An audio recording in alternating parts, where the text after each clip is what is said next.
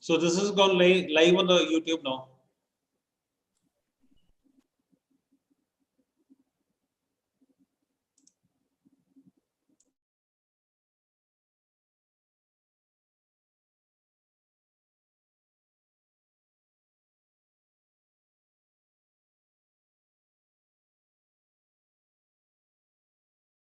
Naveen, just keep an eye on the Q&A box and the chat box.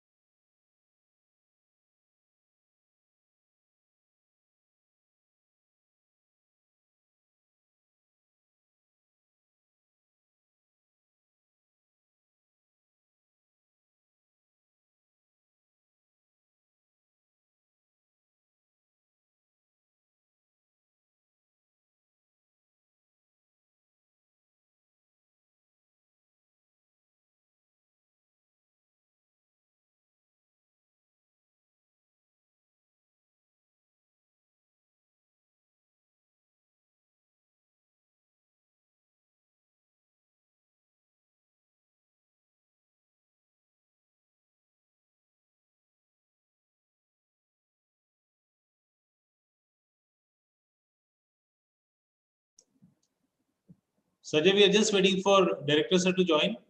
Maybe in a Right, Naveen. yes. Also, Naveen, if you could just keep an eye on the Q&A box. I'm also doing the same. Yeah, I was But then requesting that if you can take up the I'll Q&A. do that. I'll do that. But just in case a question deserves your attention, I'll do that. just you also keep an eye. I'll also do Correct. the same. Yeah. Fine, Sanjay. Fine, Sanjay. Thank you. Thank you, Sanjay.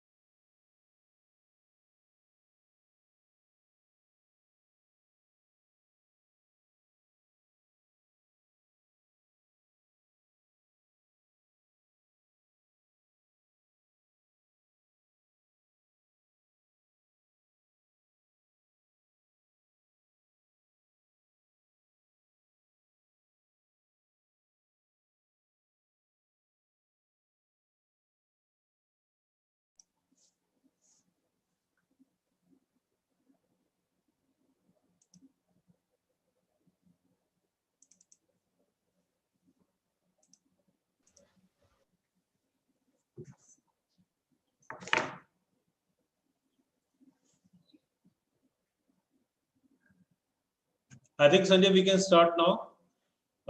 So sir is going to join us, and it's 4:31, so we are just starting. I hope I'm clear, Sanjay, audible. Absolutely, Naveen. Absolutely. Okay. So Yes, we please start go ahead. officially this today evening Mayur presentations. So good evening, ladies and gentlemen. I warmly welcome you all to this collaboration event where we'll be celebrating the project-based learning journey and the hard work put in by the teacher, mentor, and students from all the Mayur schools. To celebrate this journey, we'll have Amit Sir, General Kulkarni Sir, Secretary, Mayo College General Council, Director, Mayo College. Sir has been the driving force behind this project-based learning movement. Thank you, sir, for your constant support and gracing the occasion, and also making it possible for collaboration schools to experience the same. We are also joined by principals and senior functionaries of Mayo College General Council schools and collaboration schools. I welcome you all. We are also joined by esteemed faculty of Mayo College who had been a huge support in this journey. I welcome Mr. Sanjay Khati, Director Culture. Mr. Khati steered this program and had been guiding the teams for more than a month. I also take this opportunity to extend special welcome to the team of teachers and volunteers, the student volunteers who initiated this for this PPL journey, and they had been working hard for almost more than a month to make it successful. So I welcome you all for this. I also welcome all the participants to this webinar. We are joined by teachers, students, and parents this time from collaboration schools and all the three Mayo College General Council schools.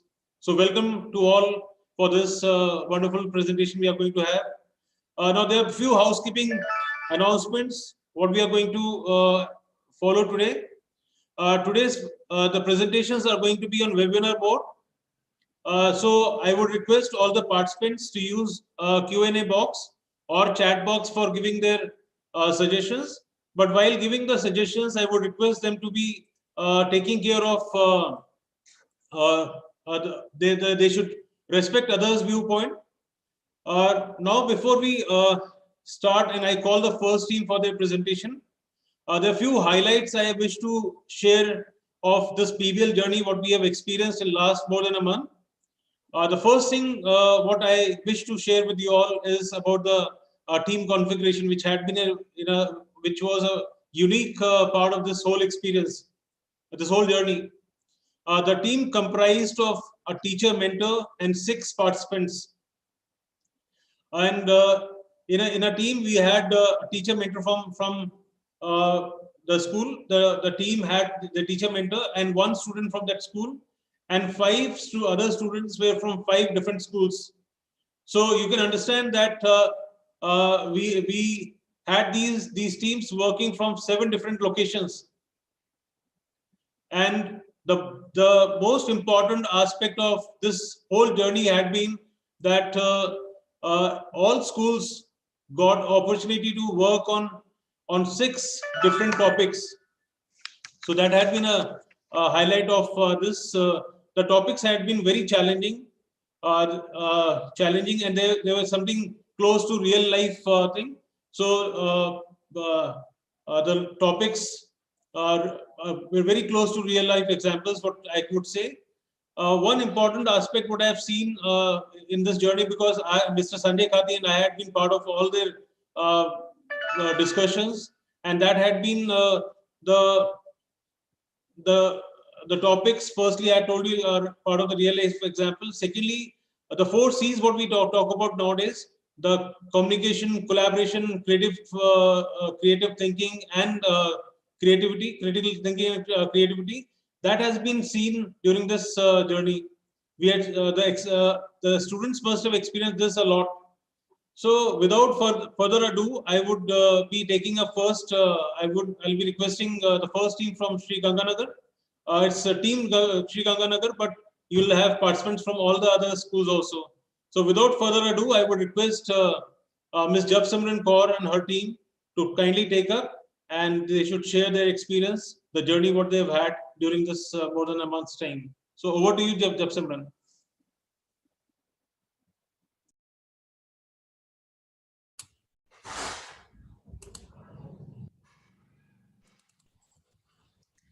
A very warm welcome to everyone. I would like to take this opportunity to thank the collaboration committee for giving us such a wonderful opportunity for such a PBL project. Now, the main activity focused on arriving at a question and then finding a solution towards it. So the students arrived at a question: what enters our plate, adulterants or nutrients, and finding a sustainable solution for it. Now, this project motivated students to launch an initiative to bring a change in their own lifestyle and come up with the idea of living pure and waste-free. So this LPWF project was actually conceived in 3 steps, where first they tested the adulterated food products present around them and created an analysis out of it. Step 2 focused on creating surveys and getting the knowledge from their surroundings and planning it ahead. Step 3 was actually finding a sustainable solution in the kitchen garden, making manures, using hydroponics, and some sustainable kits made by the students themselves. Now, majorly during the process, the skills which the students developed were the 21st century skills, where they shared their ideas, launched their creativity in the form of a website, created surveys, analyzed, and created some beautiful outputs which they'll be sharing with all of you. Now, we all have heard about the open-ended questions, but this activity is actually going to leave the students with an open-ended assessment, where it depends upon them up to how long and up to till which extent do they take the effect of this activity in their own life and in the life of the people around them. Now, presenting before you the work of the students, composed and styled by them.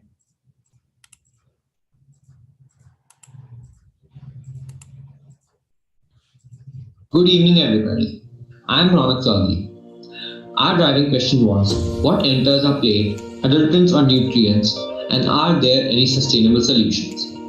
So we researched on food adulteration and waste management.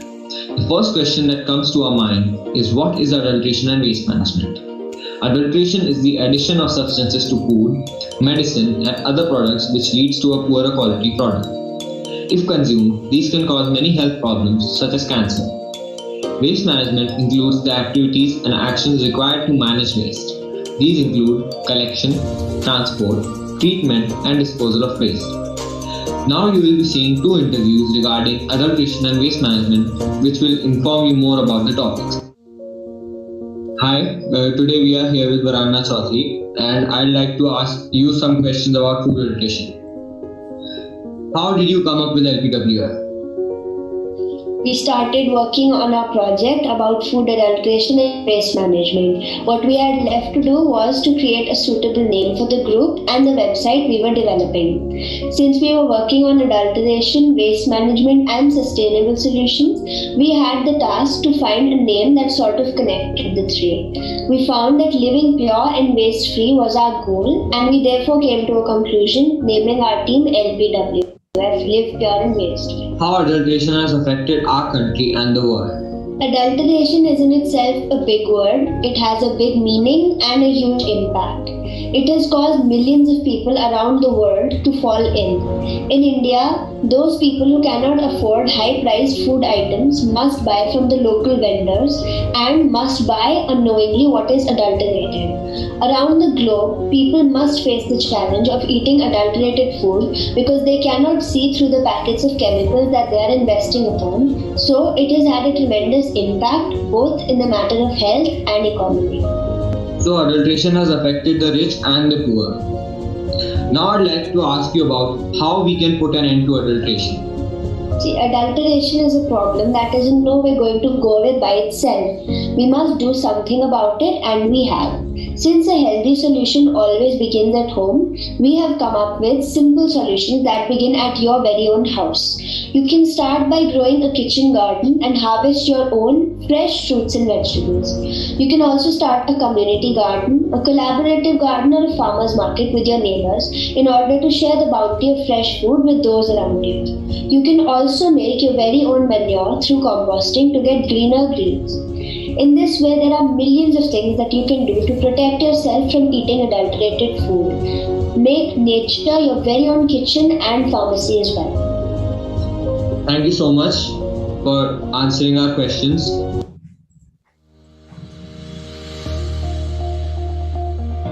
Hello everyone, today we are here with Pavni for an interview about waste management and sustainable living.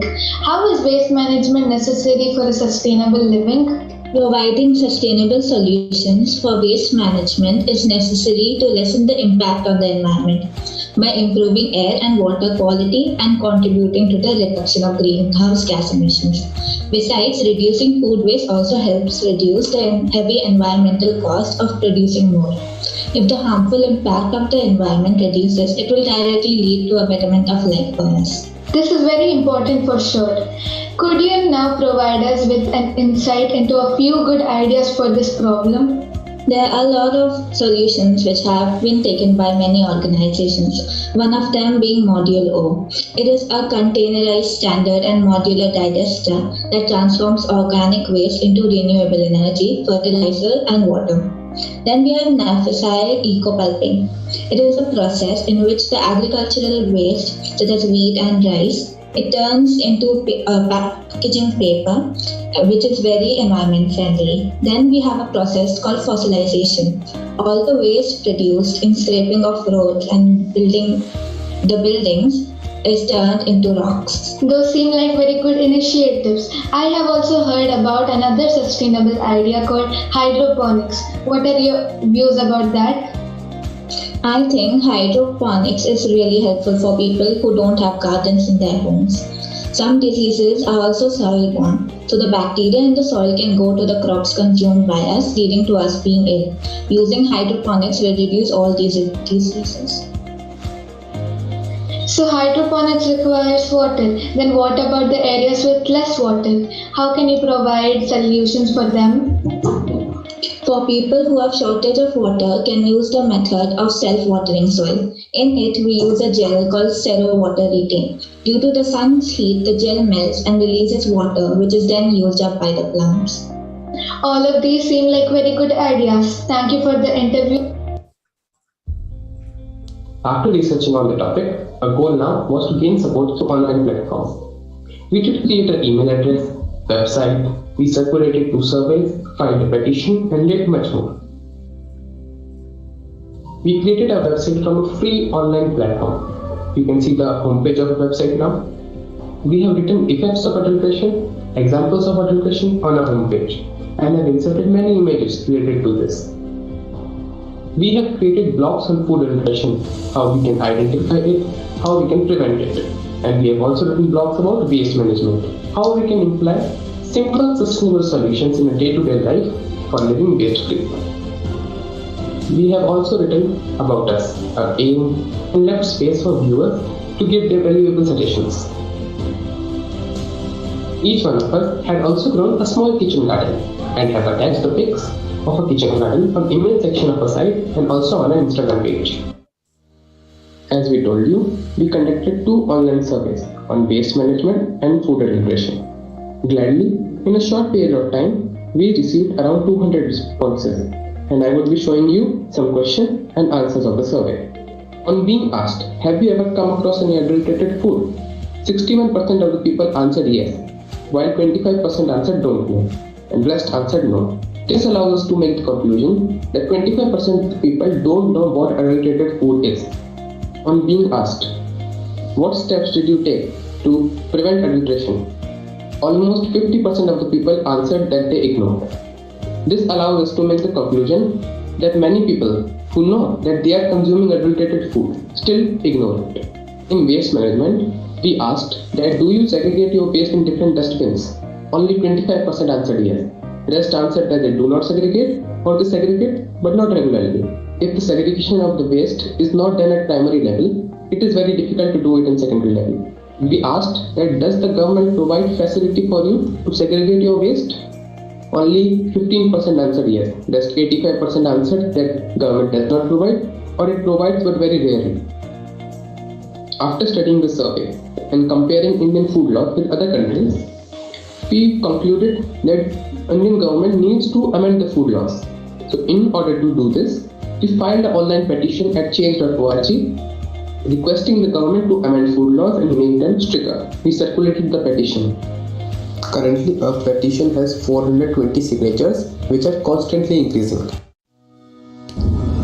In an exhaustive research, we came to the conclusion that adulteration is deep-rooted and the best way to overcome it is awareness.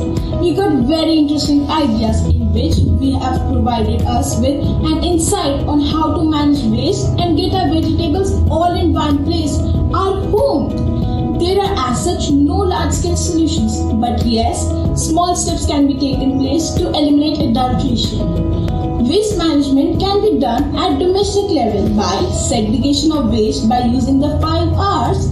We can also use different colored bins for different kind of waste, and most importantly, reusing and recycling. Big changes start with small steps. Therefore, we should also take small steps to make a change and make a difference like we have.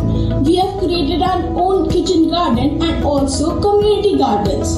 And we have also started reusing and recycling. We have created awareness amongst people by writing our own blogs, making our own website and Instagram handle. Plus, we have also conducted surveys and filed petition and also have shared them with others. We also contacted some people on how much they know about adulteration and waste management. So that is all from my side, concluding our research and findings. Thank you.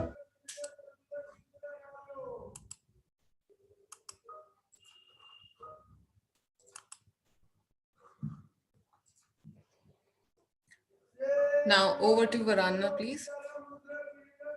Yes. Good evening. I am Varanna Chaudhary from Mayur School, Sri Ganganagar. During this project-based learning activity, I got a chance to meet some amazing and extremely talented teammates who include Kavyansh Raj Singh from Mayur Chapasni School. Thank you. My experience for PBL activity was very informative and unique, as I got various opportunities to interact and share my knowledge with students whom I was excited to work with. Ronak Chaudhary from Mayur School, Ajmer. Thank you. I had a wonderful experience in this PBL journey, and I got to work with 5 different minds, and together we got to learn more about our topics. Pavni Tandon from Mayur School, Noida. Thank you. It was an amazing experience and really fun to learn new things. Tanvi Parsam from Mayur Private School, Abu Dhabi. This was a wonderful experience to work with new people upon important topics in depth. And Riddhi Jain from Mayor World School, Jalandhar. Thank you. My experience from this was that I learned many things and gained knowledge and also some new friends. We had heated, extensive, and intense debate, discussions, views, research, and fun. We took two topics and found their broader meanings together. We hope to have made a difference for the betterment of the environment and the humans. Life takes unexpected turns sometimes, and it did. I made 5 prodigious friends, and we learned so much more about the world together. I hope to be part of such an activity again. Thank you. Thank you, Varana. There's a surprise for your team. Your work team has worked really very hard. So there's something from collaborations committee side. I'll be sharing my screen to present that to you all.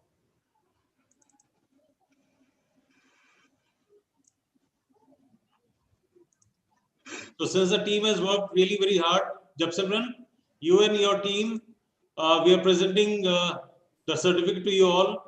On behalf of collaboration committee, I present these certificates. Japsimran, Simran, is yours. Thank you so much, sir. Thank you. Yours. Thank you, sir. Pavni, Ronak, Riddhi, Tanvi. So we'll be sharing this. We'll be an Varana. So we'll be sending this by courier. So well done, Japsimran and team. Thank you very much for your presentation. So with this, we move on to the next team, Mayor World School Jalandhar. So over to Miss Jasmine and her team. Thank you, sir. Sharing my screen. Yeah, Jasmine. Yes, sir.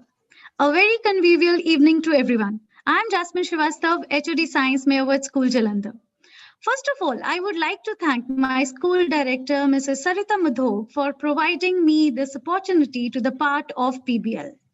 Next, I would like to thank Mr. Sanjay Khati and Mr. Naveen Dikshit for their valuable guidance and support. About the project, our team has done project work on the topic Therapeutic Powers of Music to Heal Mental Health. The project was actually divided into 2 phases, as the theoretical phase and the practical phase. In the theoretical phase, they have explored the varied ways the music works on mind and body. In the practical phase, they have designed the questionnaire and conducted the study on 36 volunteers and concluded the result. The learners actually worked in collaboration and acquired skills like problem solving, critical learning, and also project management. It has been a great learning experience for me and for my students. Thank you. So let's start for our journey. Over to you, students. Asiya? Good evening, everyone. Now, let us take you to a little flashback of our PBL journey.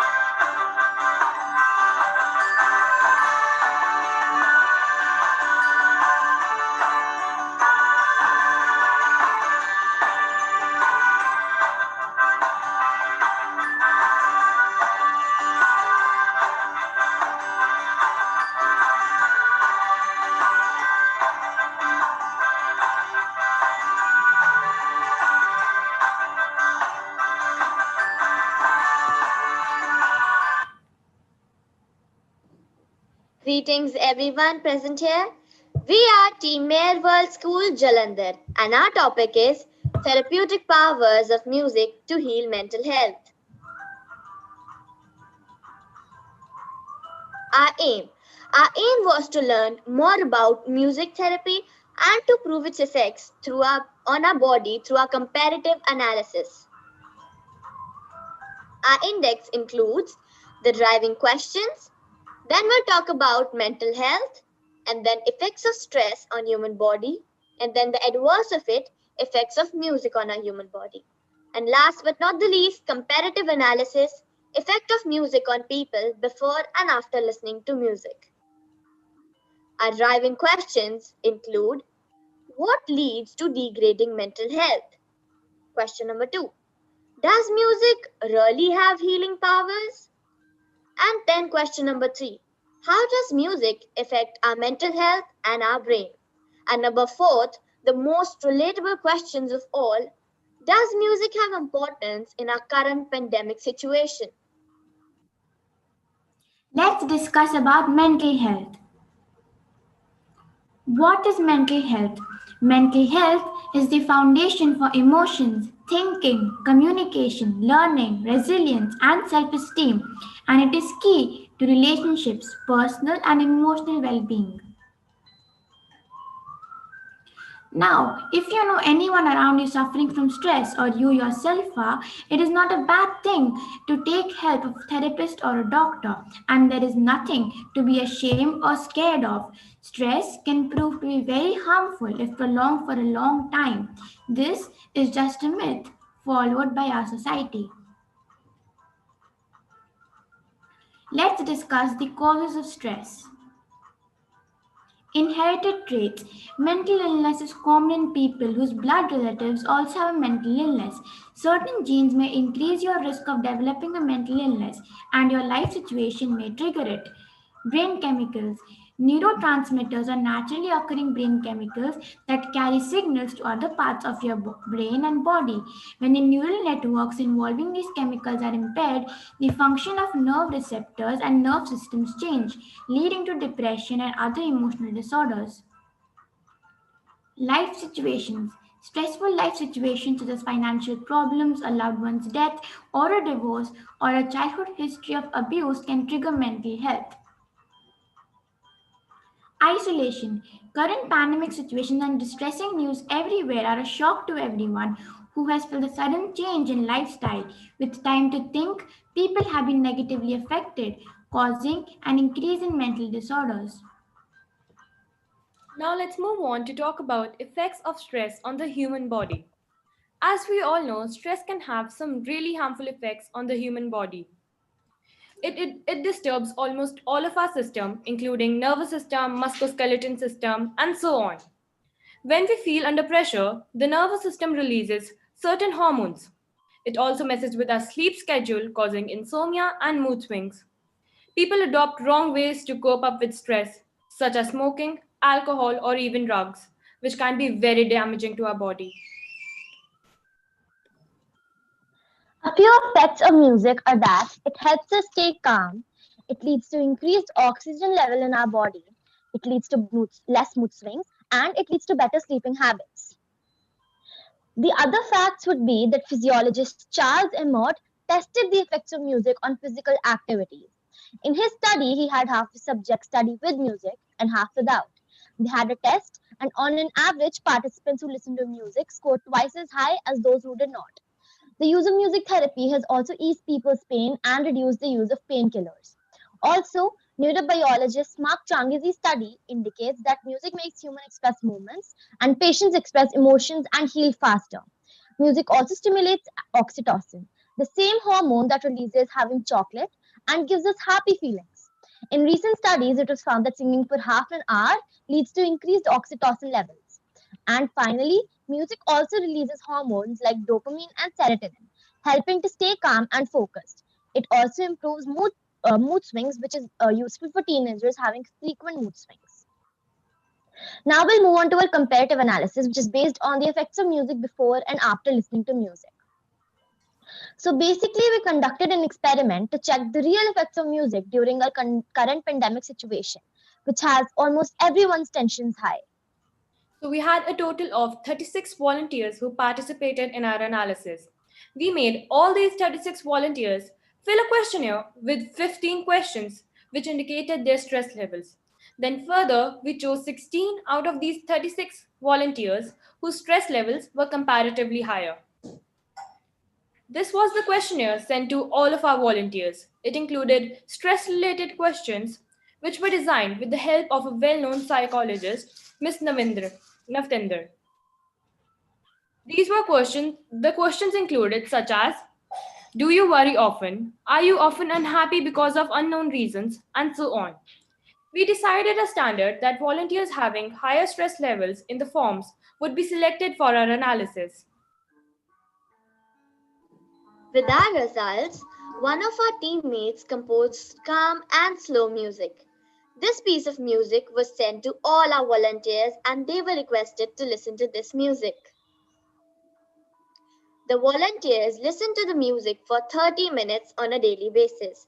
As my teammate discussed that listening for music on 30 minutes releases a hormone called oxytocin. And then we conducted this experiment for 15 days. That is from 26th of November to 10th of December.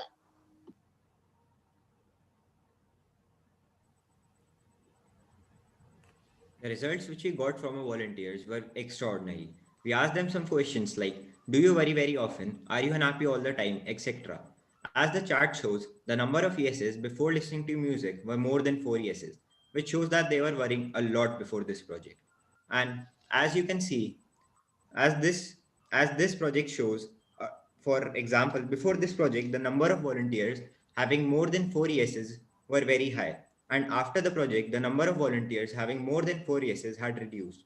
For example, as you can see, Arshbir had 4 yeses before the project and 0 yeses after.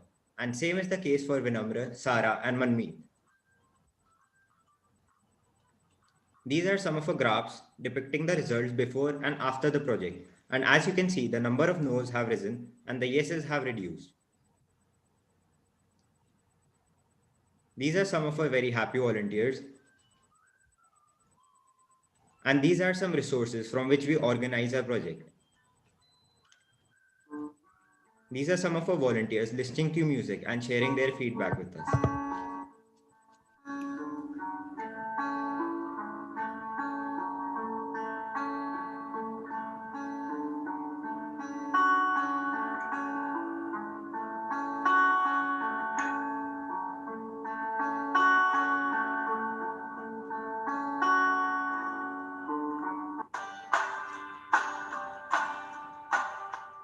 Must say that there has been a lot of improvement after that.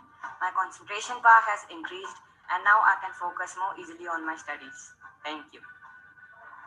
So after a few days, I'm feeling a lot better. I'm more calm, I'm less angry, and I am very happy every day, and it's very helpful and keeps me to reduce stress.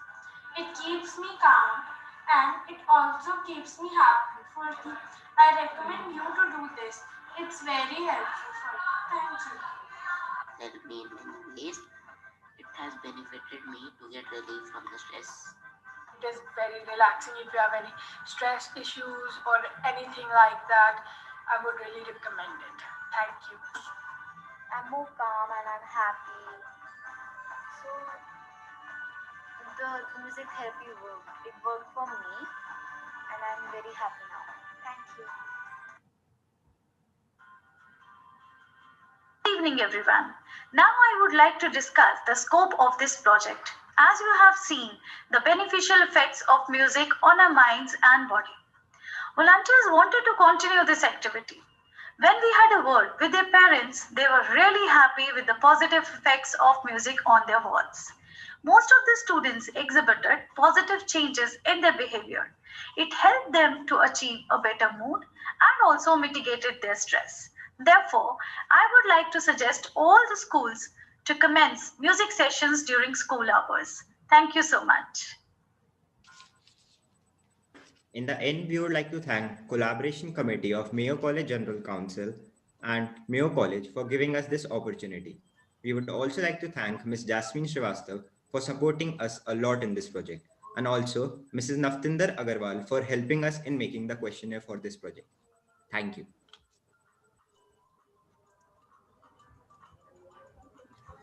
Thank you, Arjav. It had been a wonderful presentation. A lot of research the team has gone through. It's not only working on 7 different locations because of 7 team members, but you also had interviewed a lot of other people. So it had been a great work done by the whole team. I'm just I'll again do the presentations. So on behalf of Collaboration Committee, we present certificate to the team Mayor World School Jalandhar. So that's yours, Jasmine. Thank you so much. Arjav, your certificate on behalf of Collaboration Committee. Thank you, sir. Asia, Avantika. Thank you, sir. Divyanshi, Sakhi. Thank you, sir. Thank you, sir. And Saurav has not been able to join us, but we present his certificate also. Thank so all you, the sir. best, and thank you very much for your presentation. Thank you, sir. So next we move on to Mayur Chopasri School, Jodhpur. So I'm just stopping screen share so that we can give it to the Jodhpur team. So Ms. Ripti, over to you and your team.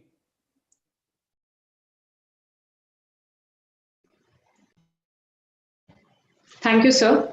Good evening and warm greetings. I'm Tripti Chaudhary, head of the Department Mathematics, Mayur Chopasni School, Jodhpur. At the outset, let me start by thanking Mayo College General Council Collaboration Committee and Mayo College for having come up with the wonderful idea of project-based learning between all the collaboration schools. I'll also like to thank my principal, Mr. Sharat Tiwari, for having placed his trust in me. It was a wonderful learning experience to be part of this PBL journey. All my team members in the course of this journey have exhibited great confidence and creativity. My role in this entire journey was of a facilitator. The best of it all was being a fellow learner. The PBL journey includes observations, interviews, and analysis of qualitative and quantitative data. By the end of this journey, students have acquired different skills like inquiry, critical analysis of information, knowledge building, problem solving, and team skills. We have already acknowledged that India is a developing economy, and in the last few months, lockdown due to COVID-19 pandemic has adversely impacted economic activities. The students of my group were very enthused to do something about it. So looking at their common interest, we came up with that driving question: what can we do to improve the economy of India? To explain it further, I request all to join us in their journey. Ayush, over to you.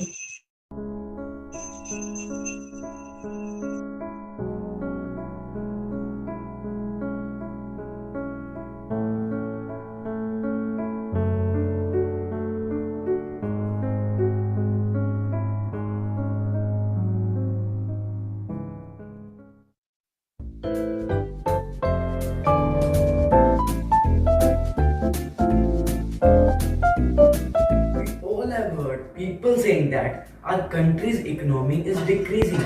But what does exactly economy means? So let's take a look at it. Economy is the state of a country in order of its production, consumption, and social condition. It deals with production, distribution, and trade of different goods that contribute to financial resource of the country. It is a system of making and trading things, which has some value.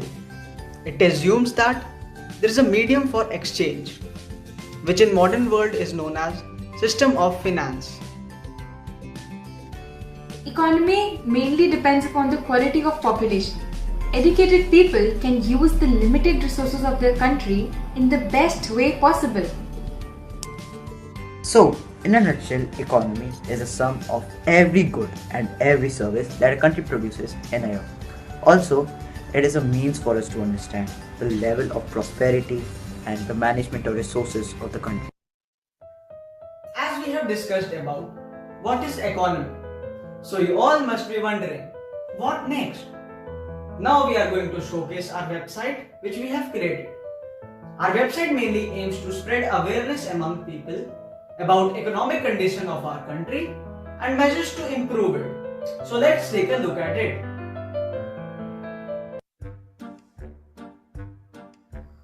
How to improve economy of our country. Greetings to everyone. This is a website based on measures to increase economic conditions of India. This website includes the new ideas to improve the economy of India and also problems faced by decreasing economy.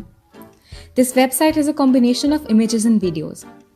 The main aim of this website is to spread awareness among the citizens of India for improvisation of Indian economy. This is the most important topic for all and needed to be spread as without development, India can't compete with other developed countries. This topic can solve a huge problem of India as the topic itself includes the important steps to increase economy that has been decreased due to the pandemic of COVID-19.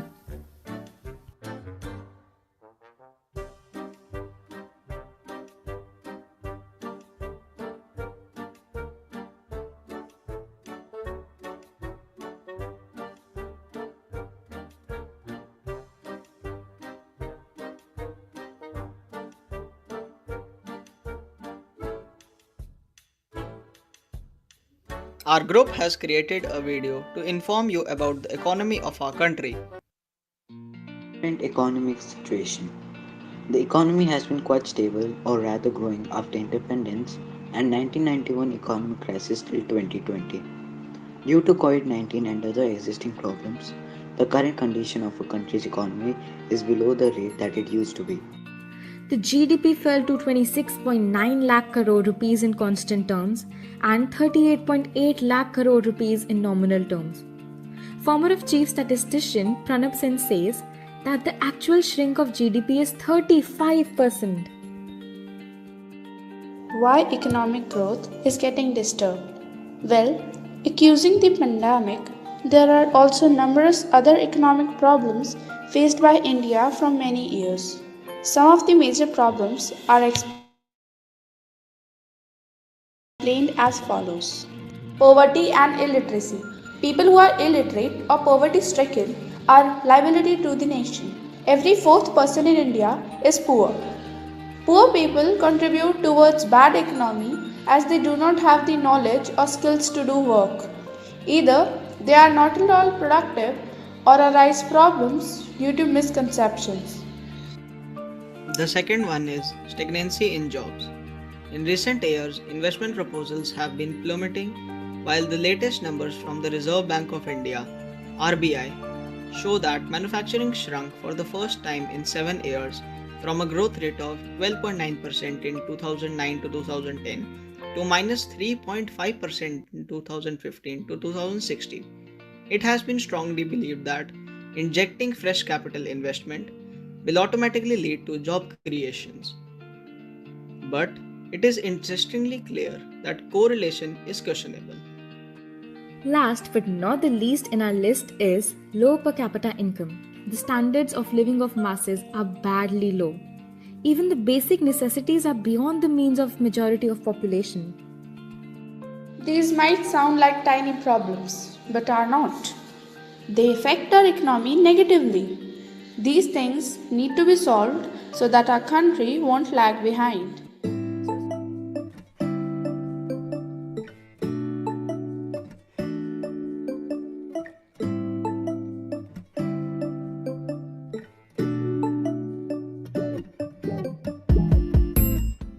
Many reforms done by government are only administrative in nature. So, reforms that have a larger positive impact or effect on the life of a common man are needed now.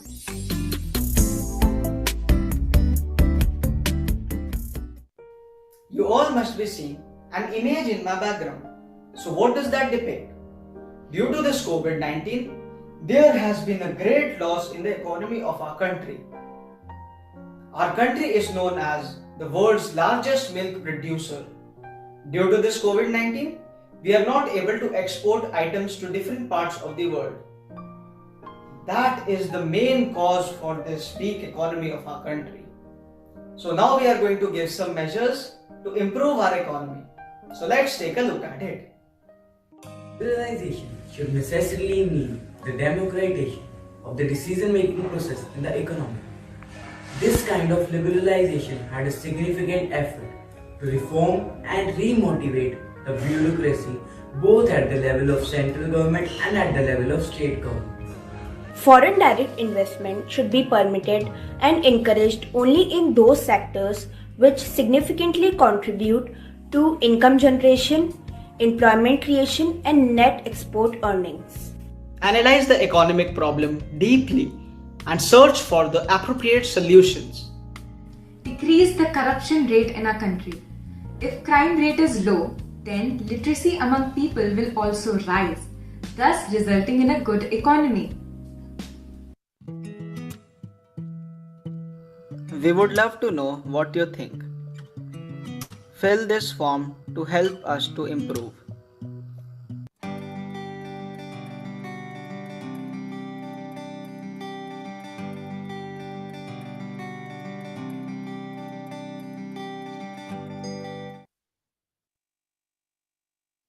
Good evening, everyone. I hope you all enjoyed our video and found it informative. Now I, Chinmay Jain from Mayo World School Jalandhar, would like to introduce all my team members one by one. First of all, we have Ayush Gupta from Mayur School Noida, whose IT skills are exceptional. It has been a fascinating journey for me to work with my teammates and mentor on this event. The entire 5 weeks of my work has benefited me with great learning and also nurtured my articulation skills. Thank you. Yashasvi Rathore from Mayur School Ajmer. She is very confident. Thank you, Chinmay. It was a great experience learning new things in such a good way. Sahib Balana from Mayur School Sri Ganganagar is a thoughtful and observant boy. Thank you, Chinmay. Throughout this PBL journey, I started to understand the stuff and not to cram it. Ayachi Mishra from Mayur Private School, Abu Dhabi, is really good at communication. Thank you, Chinmay. I would like to thank the collaboration committee of Mayo College General Council and Mayo College for giving me this wonderful learning opportunity. Finally, we have Arushi Dwivedi from Mayur Chapasni School, Jodhpur. She is very responsible and innovative girl. Thank you, Chinmay. The best part of this PBL is that I have given rise to my imaginations and I have developed skills which will help me lifetime. Thank you. At the end, I would just like to say that it was wonderful working with each other. And if we ever get an opportunity, we would love to do such projects in future too. The link to our website will be mentioned in the chat box. Do check it out. Thank you so much. Thank you, Chinmay. Thank you to all your team members, and thank you to Ms. Sriti Chaudhary. What Jodhpur has shared in the chat box, we also have other teams. They have shared their website. So during the journey, they also had created a website. So my request to all the participants and other panelists is, you can look at the website and you can see the work what they have done. So thank you, Chinmay and Ms. Sriti. So now the time for presentations. So I'm sharing my screen for Mayur Chapasni School's certificate. So that's Ms. Sriti, yours. So on behalf of Collaboration Committee, we are presenting these certificates. Ayush, we present this to you. Arushi Dwivedi, this is yours, Arushi, your certificate. We'll be posting these certificates. We'll courier them. Ayush, Chinmay. Thank you, sir. Chinmay, your introduction was very good. It shows that you all had worked so closely, and that's how you know each other. Thank you, their sir. personalities and their traits. Sahir, Yashasvi. Thank you, sir. So thank you, Mayur Jodhpur. Now it's time for Mayur School Noida. So I request invite Ms. Shikha Gupta. She and her team can share the presentation. Ravi, before she comes in, I'd just like to remind that, Divyanshi probably wants to say something. Yeah. Just have a look at, so please register this. I think they didn't get time to kind of, talk about it, no? Divyanshi, okay. Would Divyanshi like to say something, Divyanshi? Divyanshi actually was from this Mayor World School Jalandhar team. Exactly, yes. So yes. we can have them in the later part.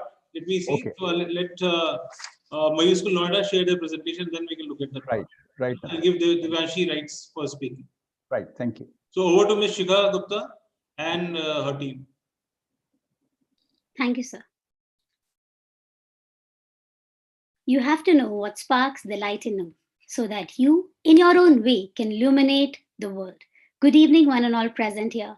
I, Shikha Gupta from Mayur School, Noida, feel deeply privileged to be a part of PBL. I would like to extend my deep regards to Principal Ms. Alka Awasthi and Vice Principal Ms. Sunita Dhaya for providing me with this wonderful opportunity and learning platform. I would also like to thank Mr. Sanjay Khati and Mr. Naveen Dixit for their constant support throughout this journey. The rising stars of Mayur Universe had descended together to form a team. They took into account global energy crisis and zeroed in on the topic of energy for all, conserve to preserve.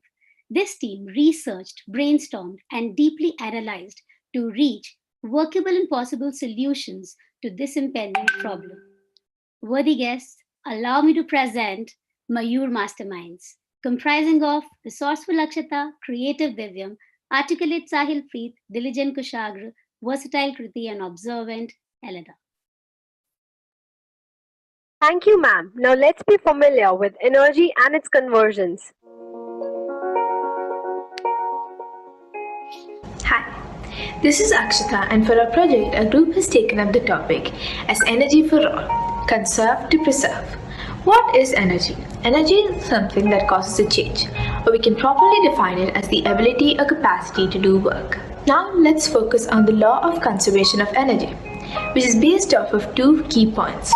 That is, since the beginning of time, energy has been present and exists in all bodies, and that the total amount of energy present in the universe remains constant, which is phrased as energy can neither be created nor be destroyed. It can only transform from one form to another. To showcase how energy transforms in our daily lives, our group has taken up several experiments and examples which can be seen in the following videos. This is Sahil Preet, and to show conversion of energy, here I have a lamp.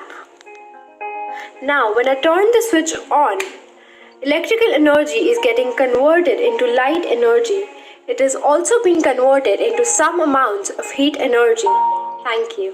My name is Kriti Kohli, and today I will be showing how elastic potential energy can be changed into kinetic energy with an example of bow and arrow.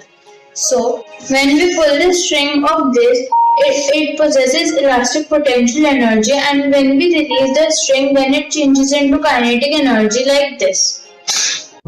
Hello everyone, I am Kushagra Jain, and in this video, I will show you the conversion of energy by playing drums.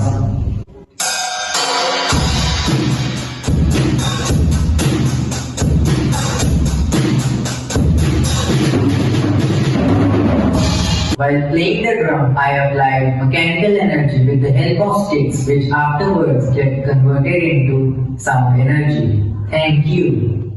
My name is Arna Rathore, and I am showing you the iron. There is a electrical supply from here, like electrical energy from here, and which is transferring into the heat energy which we are using to iron our dresses. My name is Devyam Jindal. I have taken one ball. When I hold the ball like this, it is only possessing potential energy due to its height. When I drop the ball, along with the potential energy, it was also possessing kinetic energy due to its motion. Just the moment before it was about to touch the floor, it was only possessing kinetic energy. When it hit the floor, it produced some kind of sound. So it means that kinetic energy got converted to sound energy. Thank you. My name is Akshita, and to show the transformation of energy from one form to another, I have taken up the example of how a flashlight converts the chemical energy stored in a battery to produce light energy and a little bit of heat energy. Hi guys, how are your online classes going? Great! I wish I could say the same. But I have a pile of work pending just because I missed one day of school, and that too because my laptop was not on charge. Well, what can we do? That's how things are going to be for a while. There's a solution. Now we can charge our devices by just using them more. Oh, really? Yes, this could be possible by using piezoelectric plates. Let me show you how. These piezoelectric plates work on the principle of converting the muscular energy applied by us into electrical energy. To show this, I have taken 4 piezoelectric plates and 1 rectifier. When I apply force on the piezoelectric plate, it creates some amount of energy. It can be used under our keyboards because in this lockdown period, we are using the laptop so much. So while we are typing on the keyboard, we can place these piezo plates under those keys so that when we are typing, we can create energy at the same time. Now this energy can be used to self-charge your device and I won't be needing my laptop charger anymore. That sounds great, but will it only work with a keyboard or can we use it for other purposes as well? That's the best part. You can use it for many purposes. You can place it under car pedals and even in pavements for lighting the street lights. Oh, street lights. I had also been working on a project in which we can light up the streets by harnessing the energy from cars moving over speed breakers. Let me show you how. When the cars moving on the road pass over the speed breaker, they cause the cylindrical rod to rotate, due to which electricity is generated. During this process, the mechanical energy of moving car gets converted into electrical energy. This energy could not only be used to light up the streets, but can also be stored in car charging stations to charge electric vehicles, or in powerhouses for further use.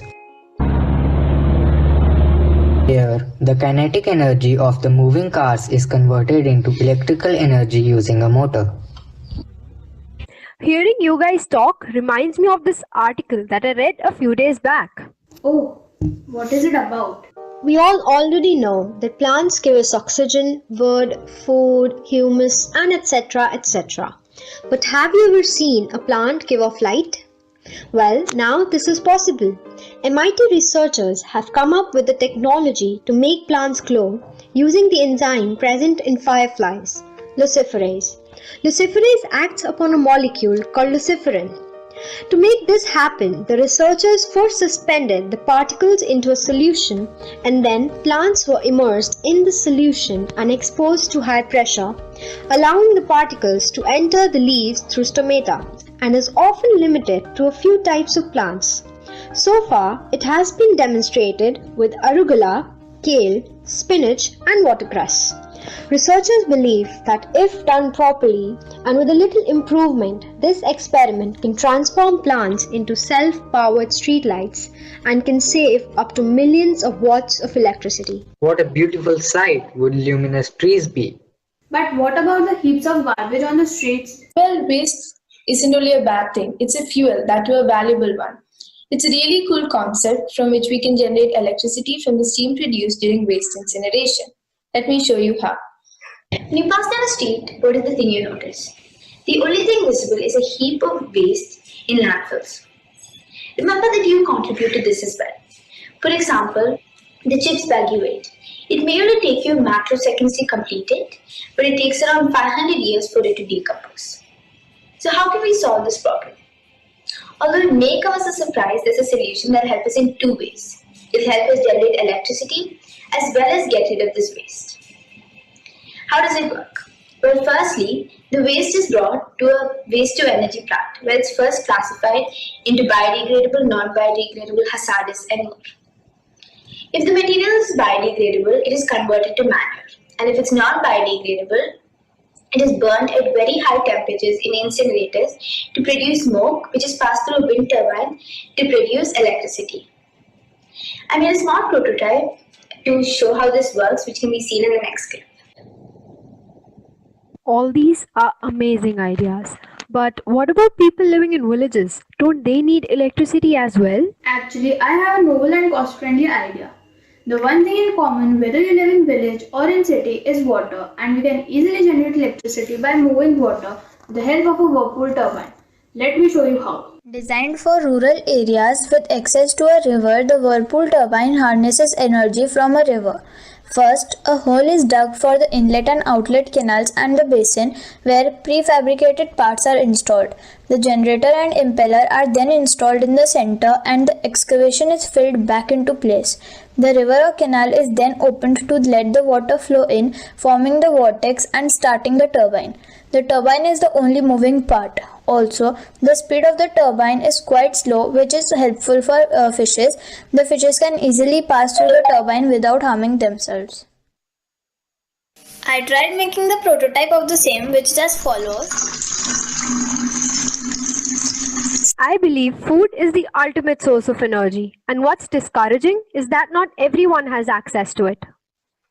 We should take up the initiative to help them, but how do we go about it? Energy.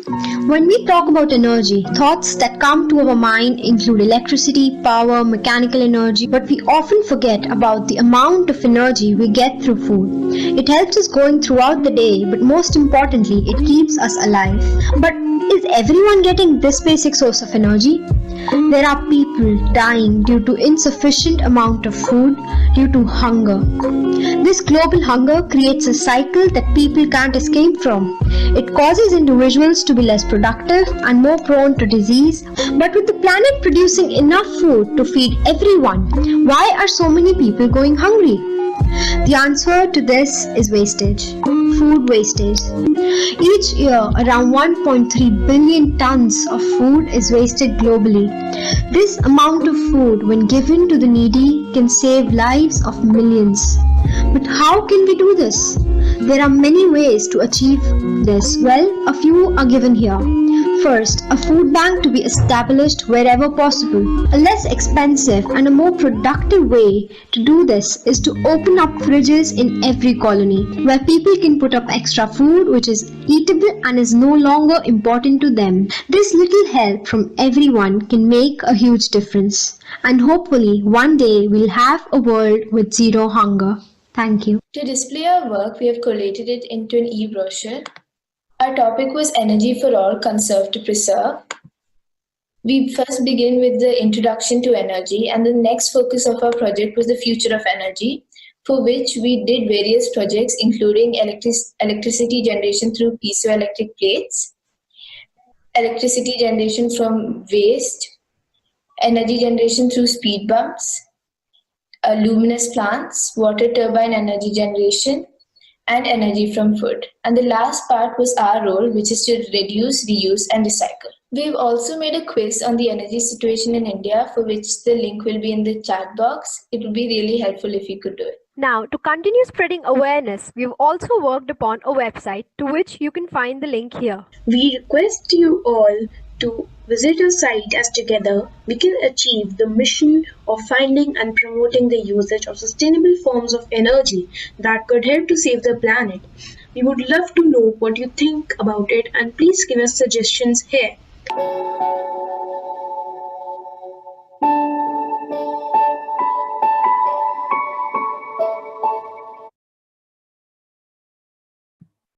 Good evening, everyone. My name is Akshita Satyan, and I'm from Mayur Private School, Abu Dhabi. And I'm honored to be part of Team Mayur School Noida, along with my brilliant teammates, Divyam, who's a tech genius from Mayur School Noida. I'm passionate about doing experiments, and this project gave me wings. I felt closer to my dreams. Thank you. Sahil Preet, who's a jack of all trades from Mayur School, Sri Ganganagar. As humans, it is our duty to help the ones in need, and this PBL journey gave me this awesome opportunity to work for a cause and help others. Thank you. Kuchabra, who's self-reliant from Mayo World School, Jalandhar. Being a part of this PBL journey was a great experience for me. It also gave me the opportunity to improve my skills and make new friends. Thank you. Kriti, who's quick-witted from Mayur School, Ajmer. It was a fabulous experience. It was a source to make many new friends and also to learn many new ideas. Thank you. We all are extremely grateful for the experience and opportunity given to us by PBL, as it gave us the chance to step out of our comfort zones and improve our skill sets. We hope to continue this journey and make an impact. Finally, we would like to express our heartfelt gratitude to Collaboration Committee of Mayo College General Council and Mayo College for an unforgettable experience. Thank you. Thank you, Akshita. Are you through, Akshita? Yes, sir. Yes. Okay, great. Well done.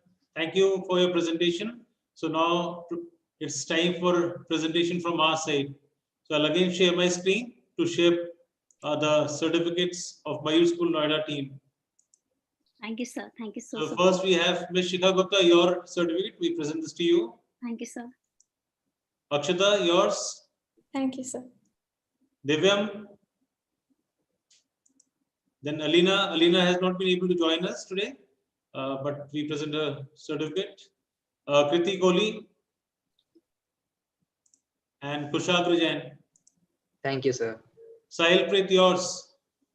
Thank you, sir. Thank you. Now, before we move on to the next team, there's something which is left. Mayor World School Jalandhar, though they shared their presentation, but they actually also had a part of their reflection as part of their presentation. So I have given rights to Mayor World School Jalandhar team. So over to Miss Jasmine, you and your team, you can share the reflections of your team. Thank you, sir. Thank you so much, sir. Greetings, everyone. I am Divyanshi Duggal from Mayur Chapasni School, Jodhpur. And now I would like to introduce you to my very hard-working and talented teammates. They are Asiya Sayed from Mayur Private School, Abu Dhabi. Hi everyone, my name is Asya Sayed from Mayur Private School, Abu Dhabi, and I had a fabulous experience. It was enriching and gave me a lot of knowledge. The journey has been full of friendship, hard work, collaboration, and determination, and I look forward to many more projects like this. Thank you. Then Avantika Chauhan from Mayur School, Noida. Hello everyone, my name is Avantika Chauhan and I'm from Mayur School, Noida. This PBL project was a blast for me and I'm already very passionate about music. This project just made me learn so many more neuroscientific things that music can do to us. And then Ajav Jain from Mayur School, Ajmer. Thank you everyone. I really had a great experience in this whole event. Thank you. Now, last but not the least, Sakhi Gupta from Mayur World School, Jalandhar. Thank you, Divyanshi. My experience of PBL had been wonderful. I had picked up on so many new things and got to know so much more. I've made some great friends also. This was an incredible opportunity and I would love to be a part of such projects in the future also. For us, it has been a phenomenal journey. We have learned up a lot of new topics like music therapy, mental health, and so much more.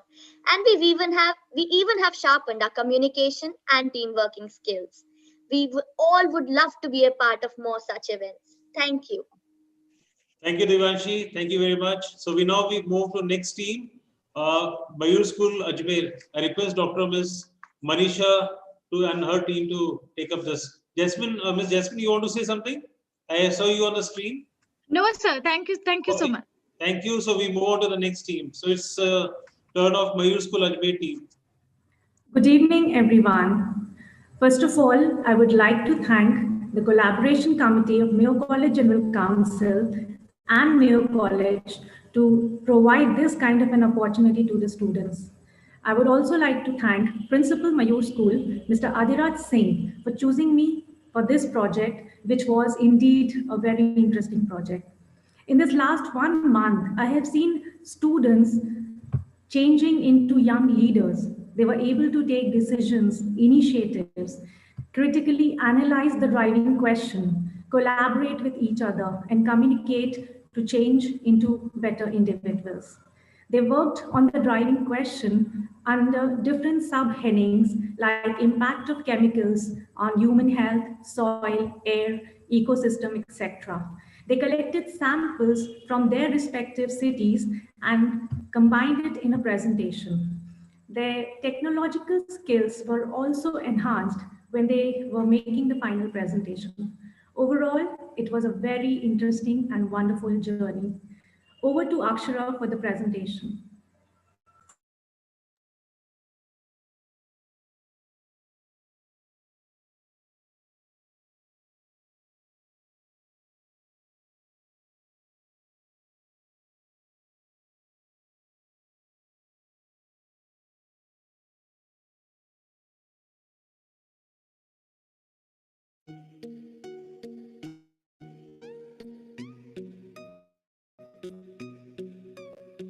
This is Akshara, and our driving question is about chemical-free farming and its impact on agricultural productivity.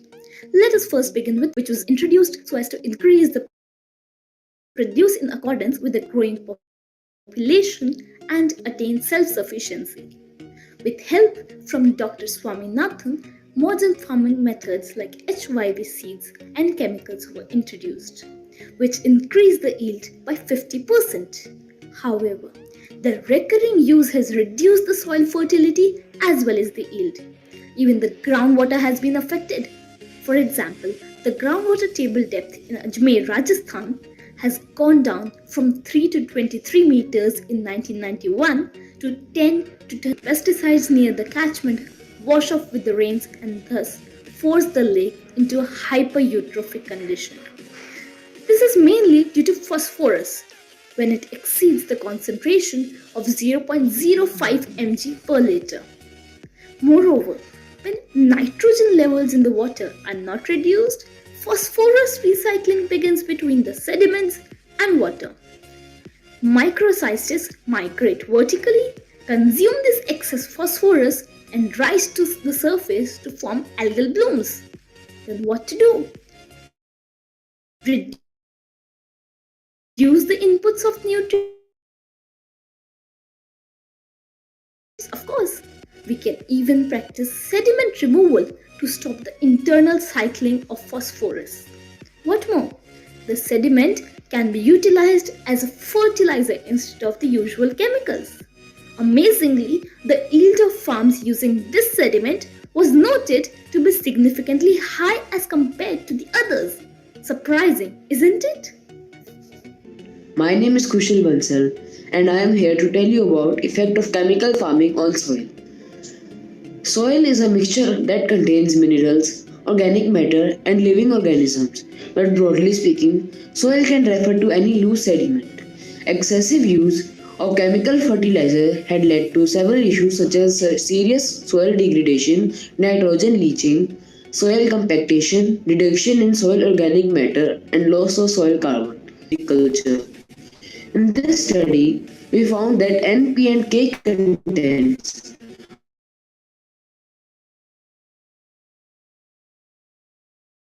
were not significantly different between organic and chemical fertilizer treatments. These results indicated that organic fertilizer provides similar nutrient elements as a chemical fertilizer. Greetings, this is Amira and I am here to explain the impact of chemical farming on air. Air pollution is the presence or introduction of harmful and poisonous substances in the air. Excess nitrogen used in crop fertilization can contribute to the release of harmful greenhouse gases in the atmosphere. This effect is caused by using a greater amount of chemical fertilizers than the plants can readily absorb. Since the year 1750, the nitrous oxide levels have risen by more than 20%. Nitrous oxide is the most potent greenhouse gas, trapping the heat and destroying the Earth's stratospheric ozone, which protects it from the harmful ultraviolet rays. The University of California, Berkeley scientists have found a strong evidence proving that the increased use of chemical fertilizers over the past 50 years is responsible for a dramatic rise in the levels of the atmospheric nitrous oxide. Punjab has just 1.53% of the country's area, while the pesticide usage stood at over 8% in the year 2019 and 20. Hello, Pulkit this side. Today I will tell you about the impact of chemical fertilizers on our ecosystem. Let us first begin with the ecosystem. An ecosystem is a community where the living and non-living components of the environment interact with each other. It maintains stability within the environment. Let's see impact of chemical fertilizers on our environment and ecosystems such as good root system, and will also not get time to grow and mature properly. The harmful effects of chemical fertilizers will itself start from the manufacturing of these chemicals and will cause degradation, toxicity to different beneficial living organisms, less income from production, etc. Namaste everyone. I am Siddha and I am here to speak about effect of chemical fertilizers on human health. It is rightly said that good health is a true wealth. All resources are useless without a good health. Good quality food is held responsible for our physical and mental well-being. Human resource is a major and a very important resource as all the production work is done by the humans itself. And if they will be affected, then eventually the production decreases. The major effect of chemical fertilizers on human health is that they can be toxic to humans. Over 29 popular fertilizers tested positive for 22 heavy metals. What are the health complications which we face? First, chemically contaminated water may contain high levels of nitrates causing hemoglobin disorders. Heavy metals such as mercury, lead, uranium, cardamom have been found in fertilizers that are capable to create disturbances in lungs, liver and even kidneys. Getting exposure to ammonium nitrate may cause other health problems. Namaste everyone, my name is Nandkishore. Chemical farming has a significant effect on the yield produced. In terms of organic farming, it uses input optimization to create sustainability, while in chemical farming, it is the output optimization which creates imbalance and unsustainability. When compared to a chemical fertilizer, organic fertilizers increase SOC levels of the soil organic carbon, which results in a larger yield trend. The contribution of chemical fertilizers to the yield is much higher than that of an organic fertilizer, resulting in less yield variability and unsustainability. The challenge in the UAE is to conduct agriculture with minimum water resources. Rather than chemical farming, the UAE uses modern irrigation systems with hydroponics which is reliant on nutrient-rich water to grow plants with little or no use of soil. Farmers are also slowly switching to organic farming. The prevalence of chemical farming has also decreased in the UAE significantly in the past years. This is mainly due to better irrigation systems and modern technology. So what is the answer to our driving question? What can we learn from this? Well, knowing and understanding the use of chemical fertilizers and their dangers doesn't do much without action on our part. Knowing how to safeguard our health is something that really counts. Supporting organic and sustainable agriculture, taking initiatives in preserving organic practices and standards, researching more about implementing our conventional methods of agriculture, their strategies and measures against agricultural problems such as pests, rodents, irrigation problems, weeds, and even storage, we can help farmers slowly transition from chemical farming into organic farming. It is high time that we should switch to organic farming and only consume organic products. It's the best way to contribute towards humanity and could be the nicest gift to our Mother Earth in terms of sustainability and renewability. Thank you, everyone.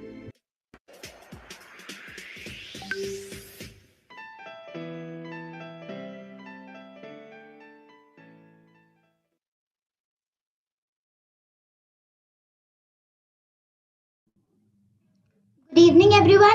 I am Siddha Jain from Mayur Chapasni School, Jodhpur, and I am here to introduce my teammates who have collaborated and made this project possible. First, Akshara Gupta from Mayur School, Ajmer. Thank you very much. I'm really glad I was a part of this marvelous journey called PPL. Thank you. Kushal Bansal from Mayur School, Sri Ganganagar. Thank you, Siddha.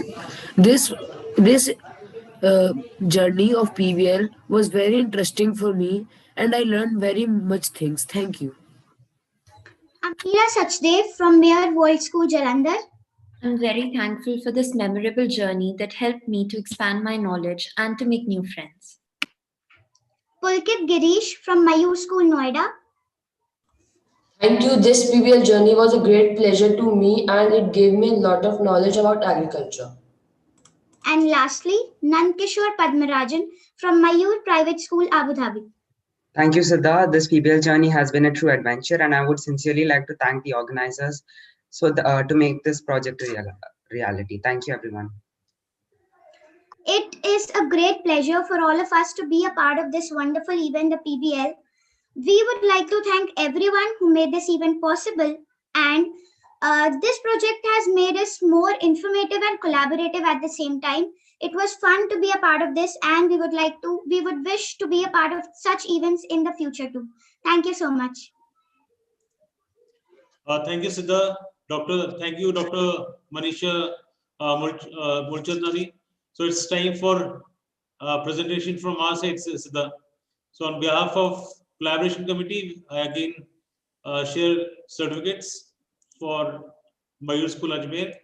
So first we have Dr. Manisha, your certificate. Thank you so much, sir. Akshara. Thank you, sir. Amira. Thank you, sir. Kushal. Thank you, sir. Nand Kishore. Thank you, sir. Pulkit. Thank you, sir. And Siddha. Thank you so much, sir. Thank you. All the best. So we now move on to the next team, Mayur Private School, Abu Dhabi. So I would request Ms. Sunita Pinto and her team members to kindly share. I'll stop sharing the screen. Yeah. So over to Ms. Sunita. Thank you, Mr. Naveen. Good evening to all of you. I am Sunita Pinto from Mayur Private School, Abu Dhabi. On our journey of exploring Mars, its past, present, and future, basically our objective was definitely to facilitate the 21st century skills. Plenary at different stages actually helped me to check how learning and progress took place in students. And majorly, this project was testing the intangible skills. And like Mr. Naveen mentioned, the 4 C's were the major areas in our PBL. And definitely this project is not an end in itself. It will be shared by students in their respective schools, and it will be taken further. They will be thinking, innovating, and of course, making further progress. Before we break, students will have a self-evaluation and they will have a reflection to give back to us. I wouldn't stop before I say thank you to Mr. Naveen Dikshit and Mr. Sanjay Khati for being there continuously and helping us sail through very smoothly in this journey. So without taking much time, here we begin. Anas, I request you to share the screen. Thank you.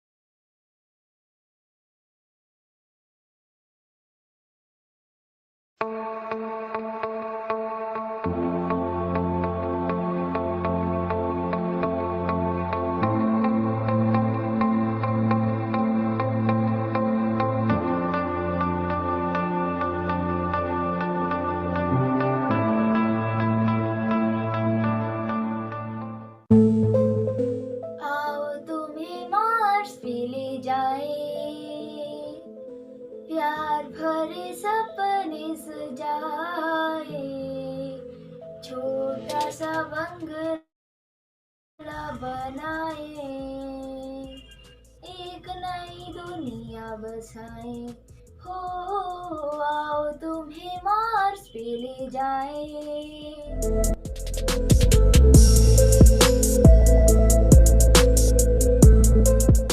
The Red Planet is the major aim of all the space agencies in the world. It is to be known this planet has wind, water, rain, snow, and many other geological features. Our group has taken this initiative started by the Mayo College to know more about the atmosphere of Mars and can there be life over there.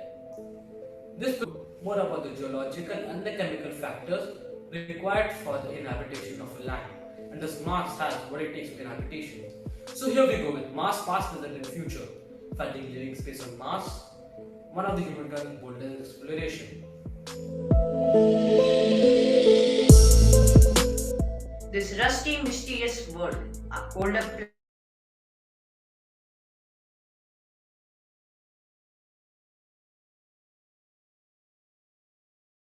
It is the most widely searched planet for life. So, is life possible?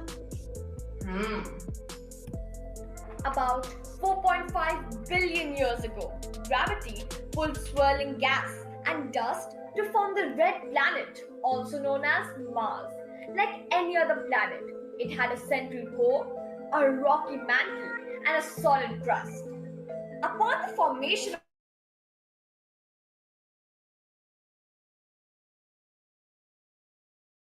and thus it started to rain. The rain created water, which is one of the most fundamental features of life. It is said to be known that when Mars still had its atmosphere, its surface temperature was warm enough to keep the water in liquid state. In the present, the Curiosity rover explored Gale's crater and discovered geological remains of an ancient freshwater lake that could have been habitable for microbial life. About 4 billion years ago, Mars lost its magnetic field due to unknown reasons, and about 3.8 billion years ago, the molten core of Mars cooled down due to the solar winds, and Mars started to lose its atmosphere. Let's talk about Mars in past. Presence of water. Several billion years ago, when it was a young planet, Mars was different. Liquid water pooled in deep craters formed by collisions with space rock. Rivers flowed through jagged terrains. Warm climate. Mars was wrapped in a warm, thick atmosphere, and mountaintops pierced the sky just like our Earth. There was ample amount of greenhouse gases such as carbon dioxide in the atmosphere, which trap the heat from sun.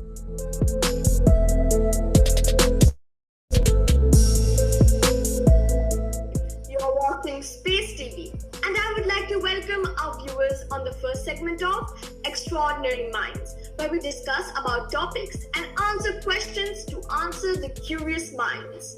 Today is a special day since we have scientists from different parts of the world to discuss about the current state of a very famous planet which might have life on it, that is Mars.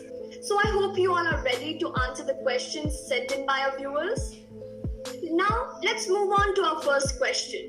Have you heard of the idea to add greenhouse gases to Mars's atmosphere to warm it up? Yes, and this is called terraforming and may work, but the planet is so big and complicated that I suspect it is not possible, and we do not understand the consequences associated with making it warm. Thank you, sir. Let's continue with the next question. Are there any volcanoes on Mars? Yes, Mars even has the largest volcano in the solar system, which is Olympus Mons. However, the volcanoes on Mars have long been extinct. This is because of Mars' relatively small size. Volcanic activities depend on a hot core and mantle, and Mars roasts its primordial heat. Thus, as spectacular as some of its volcanic facades are, they are portraits of it. I hope our fellow viewers' question is answered. I like the following question. Why is there no liquid water present on Mars? Some of the water got lost into the space as Mars doesn't have a magnetic field to protect it from solar winds. Some of the water reacted with volcanic rocks and got trapped inside minerals. Some of the water is still present there today into the ice caps and in permafrost layers below the ground. Wow, I still see 2 more questions remaining. What do we all know about the climate of Mars till now? So it is much colder than the climate of Earth. For example, their climate is minus 145 degrees Celsius to 70 degrees Celsius. This is due to the more distance from the sun.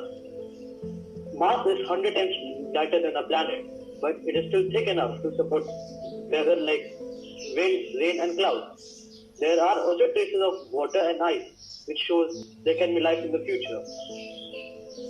Well, thank you so much for answering that. Here it is, our last and very important question of the evening. Can humans live on Mars? Well, strictly speaking, you can't. Mars is a completely hostile environment to human life, combining extreme cold with an unbreathable atmosphere and intense radiation. And while it is understood that the planet once had an atmosphere and lots of water, but that was billions of years ago. Well, that was all our questions. I hope that these answers satisfied your curiosity to know about the current state of Mars. I'm really obliged that all of you were able to make time out of your busy schedule to answer some questions here. Well, now comes the time when we end our show. Thank you everyone for joining us. See you all next week, same day, same time on Space TV.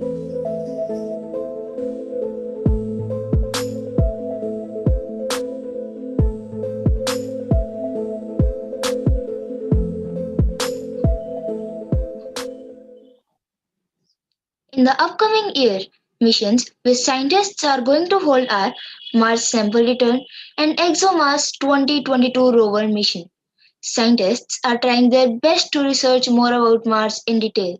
Even a human mission is also looked forward by the scientists in 2023.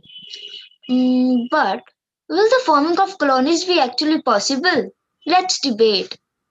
I wonder what will it take to create the first Martians? I mean, getting people safely to Mars and then providing them with the tools to survive will require us to overcome a great technological challenge. I agree. That's before we even begin to understand the long term effects of astronauts living for extended periods of time on Mars. Exactly. So my question is, why bother in the first place? I would say to provide an insurance policy against the extinction of a species. So then, what sort of challenges do we need to overcome? First of all, I think that we need to actually send people to Mars. NASA, amongst many other organizations like the Elon Musk SpaceX, have been trying to do this for many years. In fact, I've even heard that NASA is going to send crewed mission to Mars by the 2030s. Well, SpaceX will send its spacecraft on Mars at the atmosphere of 7.5 km per second. And that's amazing, isn't it? Yes, it is. But to do this, we need big enough rockets or other craft to transport humans and all the required kits to travel the 225 million kilometers between Earth and Mars. Yeah, guys, but this is the easy part. The real challenge would begin once we get there. Yes, Anas, it is a truly alien world compared to our other comfortable home planet, but there's still some hope. However, once human colonists arrive on Mars, they'll need not only to survive this alien world, but also figure out a way to actually adopt the rigors of the planet. Actually, my curiosity runs very high after learning so much about Mars. I have dreams of a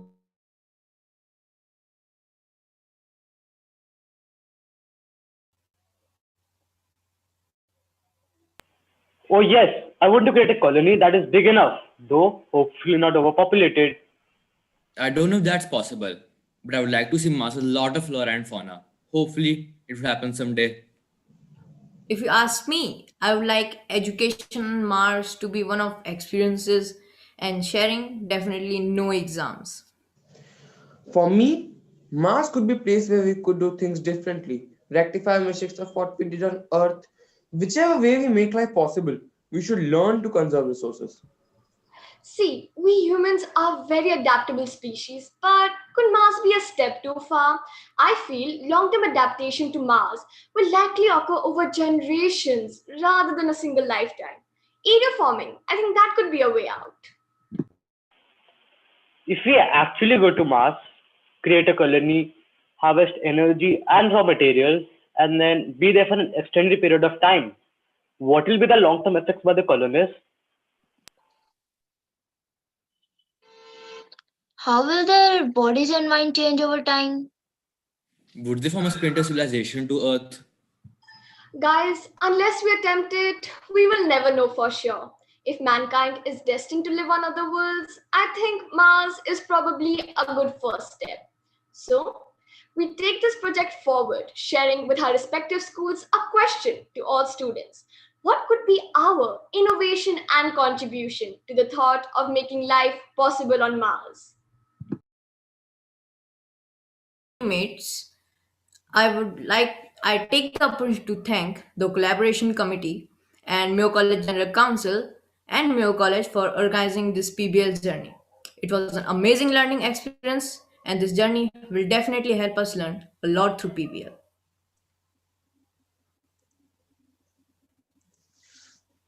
Thank you, Anas. So let's come back to Earth from Mars. I hope you're all through. Your spacecraft has come back to Earth. Sanjay, if you look at Pranjali words, she gives me a feeling of our Pavit Maheshri. Naveen, absolutely, you're right. Yes, yes. Now time for presentation. I'll just share their certificate on behalf of Collaboration Committee. We present them certificates. Ms. Sunita, we present this to you. Thank you, Mr. Naveen. Thank you so much. Anas, yours. So, thank you, sir. Ayush, Nanda, we present this to you. Thank you, sir. Bhavel, that's yours. Thank you so much, sir. Ravisha, Thank you, sir. Prakhar, Thank you, sir. Pranjali. Thank you, sir. Pranjali, we have a class 12 boy named Pavit Maheshwari. He is very good in debating and all, in cultural activities. So he looked like him. So he also had great skills. So before we move on to, I request Sir, Director Kulkarni sir, to come, General Kulkarni sir, to come and share his views. There's one more surprise for all the mentor teachers. So on behalf of Sir and Collaboration Committee, we present books to all the teacher mentors for their hard work. And so first we have Ms. Sunita. We are going in now descending order. So you had been last, now you're first. So that is your book. This is your book. We'll courier this to you. Thank you so much. Thank Ms. you. Shikha Gupta. Thank you, We sir. present this to you on Ms. Jasmine. Thank you so much, sir. Ms. Ripti, please. Thank you, sir. Ms. Jepson. Thank you so much, sir. And Dr. Manisha, that's yours. Thank you so much, sir. Thank you to all. So with this, my request, Director Sir, General Kulkarni sir, to kindly share his closing remarks. Sir, over to you, sir. Thank you very much, Naveen. And it's been a pleasure attending this program from around 4:30. I wish to start by complimenting all the children, for it was evident that they seem to have got passionately involved with this journey. I think for me, that's the first and big takeaway, because it's all about, it's for the children. And if the children are not involved, then you will never get value. You know, teachers can try as hard as they like. But so the next lot I wish to compliment are the mentor teachers who've been able to not only get their teams together, but get a team together of which only one child is from your own school. So I think it's a great, great achievement for all of you. One small thing, Mr. Khati and Mr. Naveen Dixit know that I pay great attention to detail. So when Naveen was presenting the books, Shikha, I think we got your spelling wrong, but please pardon us. You didn't notice, did you? You didn't notice it? No, sir.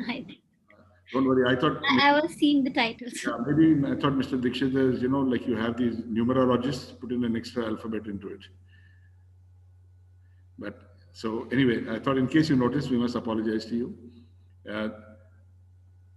I actually really wish to, from the bottom of my heart, thank two people with whom both of you, I mean, all of you thanked so profusely.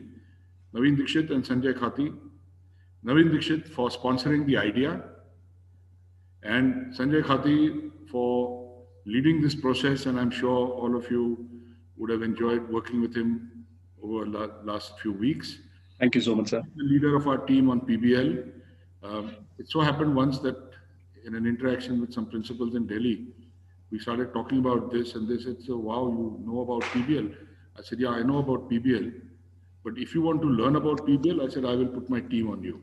So we've had a few sessions like they did for you at the beginning. Sanjay Khati and his team made these presentations to well, fairly reputed schools around the NCR. And after their feedback, it gave me great confidence that this is something that we can take forward. So as I said, having broached the subject, and I quickly stepped back into the background and let Sanjay and his team take it on, because they are the ones who really know how this journey goes. And of course, Naveen proposed this idea to me, so if you're doing it for others, why can't we do it amongst the collaboration schools? So I said, okay, if you have takers, you let me know, because, and then he came up with the suggestions, instead of having school-wise, then it may become competitive, and it's meant to be a collaborative process, the PBL. So let's make teams with all those schools combined together. And I think that was a brilliant idea. I know it must have posed logistics problems for you to get everyone together and things like that. But from what I could see today, I saw no regret from any of the mentor teachers nor from the students. So I think all in all, Naveen, it has been a successful experiment. And I think in future collaborative activities between the schools, we could perhaps make this a standard format. Fine, sir. Because I don't think any of the Mayur schools need to compete with each other. I mean, unless you have a sports tournament or something, or if they're individual championships. But PBL and such things are collaborative, and therefore the collective gain is worth more than, it's like a fist being more than 5 fingers. I also wish to note that if I have any one recommendation to make to the students in particular and the mentor teachers as a consequence, is that I felt that the journey sounded rather smooth and happy as you went along. And I don't think any such journey runs smoothly. And the very concept of PBL is that it doesn't run smoothly. That from the ideation to the development of a product, if it was so simple, every startup in the world would succeed. So therefore, in the journey of the PBL, you're going to hit roadblocks. And you may at times have to throw your original idea or your driving question out and start afresh, or modify and take different pathways as you keep hitting roadblocks. And that is the real beauty of the learning process of PBL. So, of course, you may have gone through this, but I got the feeling that it all sounded very hunky-dory and very nice. But in the real world, a project doesn't run through smoothly.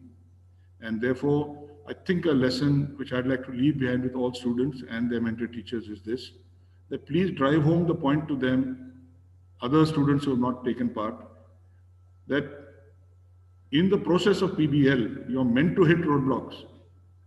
Otherwise, you're not taken a challenging enough driving question to begin with. And how you take alternate paths till such time that you get the final product is the real beauty of this journey. So I know it's been a long evening, and but it was fascinating. I thoroughly enjoyed myself, and I wish to thank the heads of the schools whose teams or whose children have taken part and their mentors for making them available, and of course both to Naveen and Sanjay for taking out so much time beyond their normal work. Both of them are extremely busy in their duties within the school, and I haven't noticed any drop in their school work. So I don't know from where you found the time and energy, but great, well done. And I'm proud to take credit for the good work that both of you do. Thank you. Thank you very much. Thank you, sir. It has been your support, sir. It is you who allowed us to take it to Collaboration School. And the movement what it started at Mayo College was because of your initiatives, sir. Though it ultimately it had come on Sanjay and his team had been taking up, but it all started from your side, sir. So thank you for all your support, sir. And the one thing with what I see is this is the first time we are finishing on time, sir. So with students, maybe because I didn't speak for too long. No. We stick to the time. So it's 6:14, sir, and 6:15 is what was the time given for concluding the this presentations. So thank you, sir. Thank you for your support, sir. And I thank all the principals of all the Collaboration School and Mayur School for their support, and all the teacher, mentor, students for participating in this. I thank Mr. Sanjay Khati and his team, Mr. Yash, Ma'am Anjali, Ms. Nisha. They are the one who actually took up the webinar on 10th of November, and then we started with this journey. So it had been a very good journey. Though we had faced a lot of obstacles, I know, sir, while discussing with the team, there had been a lot of challenges and a lot of obstacles. But yes, today the presentations look to be very smooth and very simple. It's just that they have been able to present it so well, sir. So thank you to all, sir. With this, we close the meeting, sir. Thank you very much.